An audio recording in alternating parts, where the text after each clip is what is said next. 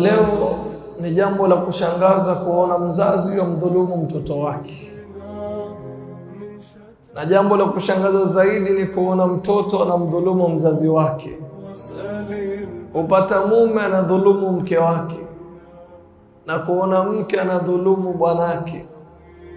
Kumpata mfanyikazi yadhulumu bosi wake, na bosi yadhulumu wafanyikazi wake.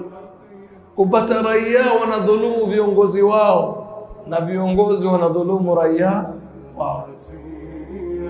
Jambo ambalo kwamba yafaa lifahamike kwenu nyinyi, siku zote vile ulivyo ndivyo atakavyokuwa aliyokuwa juu yako.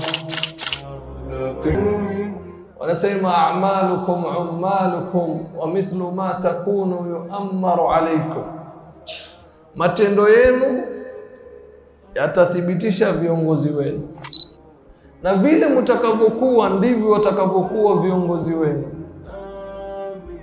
Kwa hiyo lazima sisi tuende mbio kujitengeza. MBTV, dira ya maisha yako.